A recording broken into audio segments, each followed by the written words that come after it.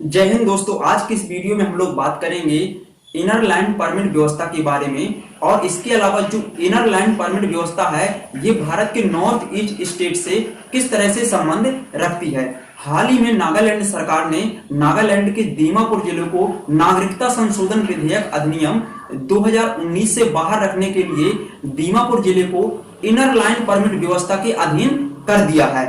अब देखिए ये इनर लाइन परमिट व्यवस्था क्या है, इसको हम लोग अभी बाद में समझने की कोशिश करेंगे। देखिए पहले कुछ समय पहले जो नागालैंड का दीमापुर जिला है इसको इनर लाइन परमिट व्यवस्था के अधीन नहीं किया गया था, यानी कि इसको नागरिकता संशोधन अधिनियम जो है 2019 में पारित हुआ था इसके अधीन था। अब यह इसकी सीमा से बाहर हो गया है नागालैंड का दीमापुर जिला। एक्चुअली जो नागालैंड का दीमापुर जिला है यहाँ पर मिश्रित जनसंख्या निवास करती है और यह एक बहुत ही बड़ा वाणिज्यिक शहर है नागालैंड राज्य का। ठीक है, तो इसको ILP के अधीन अब कर दिया गया है, यानी कि इनर लाइन परमिट व्यवस्था के अधीन कर दिया गया है।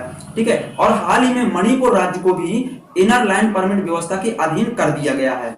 दीमापुर को एक्चुअली इनर लाइन परमिट व्यवस्था के अधीन करने के लिए बंगाल ईस्टर्न फ्रंटियर रेगुलेशन 1873 की धारा 2 का उपयोग किया गया है। ठीक है, जो नागालैंड का जो दीमापुर जिला है इसको ILP यानी कि इनर लाइन परमिट व्यवस्था के अधीन करने के लिए जो बंगाल ईस्टर्न फ्रंटियर रेगुलेशन 1873 में बनाया गया था उसी की धारा 2 का उपयोग करके इसको ILP के अधीन कर दिया गया है। ठीक है, और यह आदेश नागालैंड के राज्यपाल ने पारित किया है। अब चलिए हम देखते हैं जो नागरिकता संशोधन विधेयक यानी कि जो नागरिकता संशोधन अधिनियम 2019 है उसका पूर्वोत्तर भारत के साथ में किस तरह से संबंध है, यानी कि पूर्वोत्तर भारत में किस तरह से यह लागू होगा।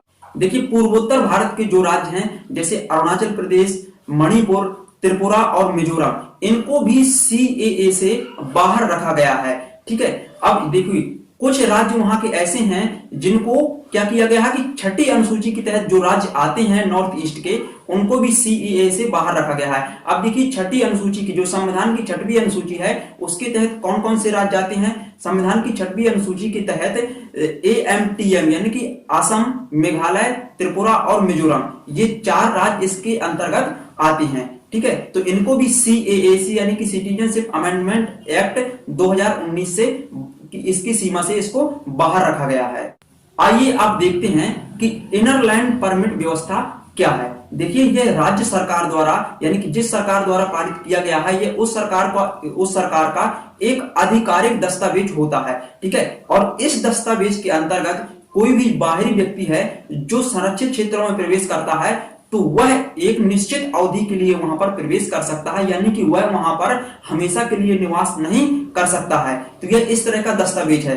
देखिए जो इनर लैंड परमिट है इसको बंगाल ईस्टर्न फ्रंटियर रेगुलेशन 1873 के तहत जो अधिनियम बना था अंग्रेजों के समय में उसके तहत इसको लागू किया गया था। एक्चुअली अंग्रेजों ने पहाड़ी आदिवासियों से अपने हितों की सुरक्षा के लिए इसको बनाया था, क्योंकि जो पहाड़ी आदिवासी थे वो अंग्रेजों के द्वारा जो संरक्षित क्षेत्र थे वहां पर प्रवेश करते थे, यानी कि वो एक दूसरे की सीमाओं में प्रवेश करते थे। तो अंग्रेजों ने इनर लैंड परमिट व्यवस्था को 1873 में बंगाल ईस्टर्न फ्रंटियर रेगुलेशन के तहत इसीलिए जारी किया था कि कोई भी एक दूसरे की सीमाओं को पार ना करे। इससे क्या होगा कि अंग्रेजों के हितों की रक्षा होगी। ठीक है, तो इसीलिए अंग्रेजों ने 1873 में एक कानून बनाकर इनर लैंड परमिट व्यवस्था को लागू किया था।